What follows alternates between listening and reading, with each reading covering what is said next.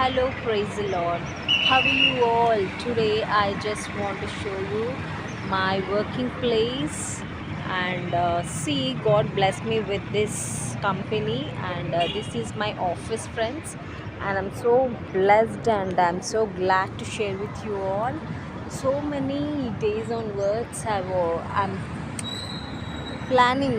I'm planning and thinking of showing my working place. So today, my dream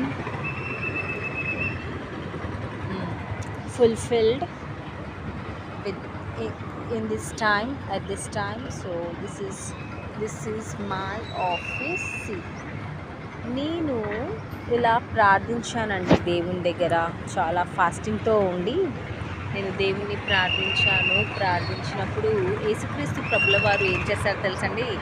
నువ్వు ఒక ప్రవక్తని పంపించినప్పుడు నువ్వు ఉన్నతమైన స్థితిలో ఉండబోతున్నావు, నువ్వు చాలా ధన సంపదన కలిగి ఉండబోతున్నావు, కనుక నువ్వు ఒక గొప్ప వ్యక్తిగా మారబోతున్నావు అని యేసుక్రీస్తు ప్రభువారు ఒక ప్రవక్త ద్వారా తెలియచేసినప్పుడు నేను సందేహించాను.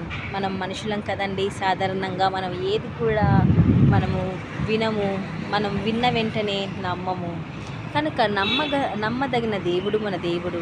కనుక యేసుక్రీస్తు ప్రభుల వారు ఏం చేశారంటే, మరి నేను ఫాస్టింగ్ ఉన్నానండి. ఫాస్టింగ్ ఉండి ప్రేయర్ చేశాను. ప్రభువా, నేను వారిని వీరిని కాదు వారిని ప్రార్థించు వీరిని ప్రార్థించు అని అడగడం కాదు ప్రభువా, నిజమైన యేసుక్రీస్తు ప్రభుల వారిని నేను ఎక్స్పీరియన్స్ చేయాలి. నువ్వు నాకు కనిపించు ప్రభువా, నేను నిన్ను ముట్టాలి, మీరు నన్ను తాకండి, నేను అడిగిన ప్రతి ఒక్కటి నెరవేర్చండి.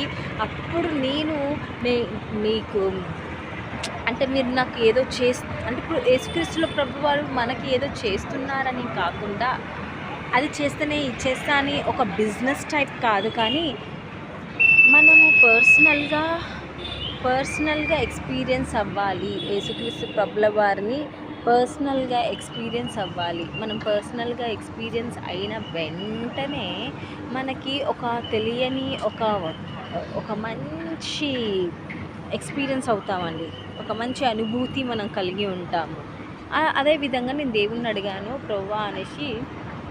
మరి నేను అడిగినప్పుడు యేసుక్రీస్తు ప్రభువాని, అసలు నాకు జాబ్ లేదు, ఏం లేదు, నేను చాలా బాధపడుతూ ఉండేదాన్ని, చాలా ప్రేయర్స్ అటెండ్ అయ్యేదాన్ని, వారిని వీరిని ప్రార్థించండి అని అడిగేదాన్ని. కానీ నేను మాత్రం ప్రార్థించకపోయేదాన్ని. నేను మాత్రము సొంత నిజరక్షకుడు, అద్భుతకరుడు, ఆశ్చర్యకరుడు, సృష్టికర్త దేవుణ్ణి